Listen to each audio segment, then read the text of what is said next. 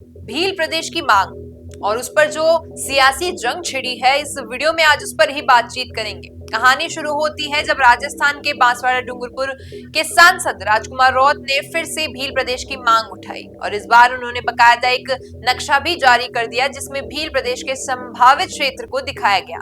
लेकिन जनाब, राजनीति की दुनिया में कुछ बोले बिना रह जाए ऐसा तो नहीं हो सकता है। नमस्कार, आप देख रहे हैं द फैक्ट इंडिया, मैं हूं अंकिता और इस मुद्दे को लेकर बीजेपी के सीनियर लीडर राजेंद्र राठौड़ मैदान में आ गए और अपने एक्स अकाउंट पर उन्होंने तंज कसते हुए लिखा कि राजस्थान की आन बान और शान को तोड़ने की साजिश कभी सफल नहीं होगी। ये नक्शा एक शर्मनाक राजनीतिक स्टंट है जो राज्य की एकता पर चोट करता है। इतना ही नहीं, राठौड़ ने कहा कि अगर आज कोई भील प्रदेश की बात करेगा, कल कोई मरु प्रदेश की बात करेगा, तो फिर क्या हम अपने राजस्थान को टुकड़ों में बांट देंगे?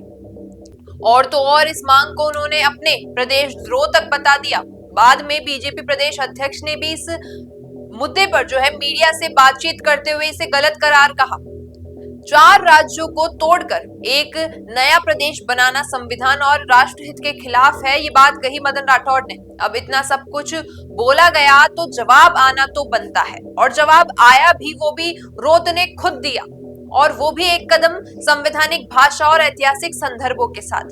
अपने एक्स अकाउंट पर रौत ने लिखा कि आदरणीय राठौड़ साहब, आप जैसे अनुभवी और संसदीय प्रतिक्रिया के ज्ञाता व्यक्ति से ऐसी टिप्पणी की उम्मीद नहीं थी।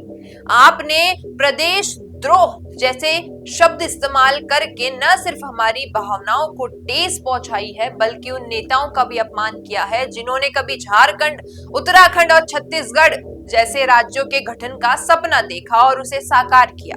रौत ने अपने जवाब में ये भी साफ किया कि भील प्रदेश की मांग कोई अचानक उठा मुद्दा नहीं है। ये तो 1913 से गोविंद गुरु द्वारा देखे गए स्वप्न का हिस्सा है। एक आदिवासी राज्य का सपना है जो उनकी सांस्कृतिक, भौगोलिक और आर्थिक एकता पर आधारित है। उन्होंने कहा कि भारतीय संविधान में नए राज्यों के गठन का प्रावधान स्पष्ट रूप से मौजूद है और अगर झारखंड, छत्तीसगढ़, तेलंगाना जैसे राज्य बन सकते हैं तो भील प्रदेश की बात क्यों देश विरोधी मानी जाए।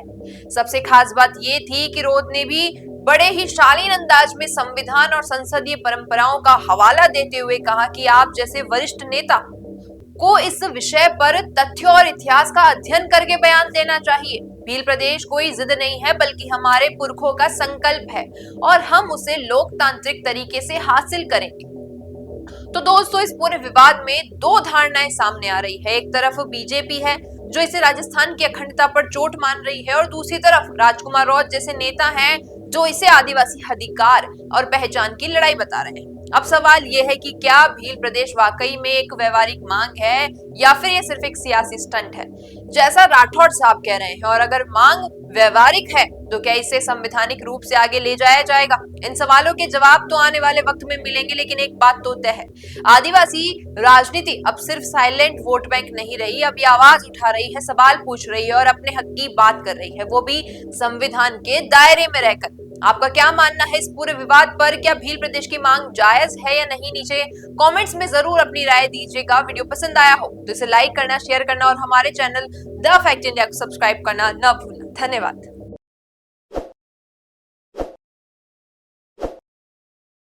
ताज़ा खबरों के लिए विजिट करें द फैक्ट इंडिया की वेबसाइट और डाउनलोड करें द फैक्ट इंडिया ऐप।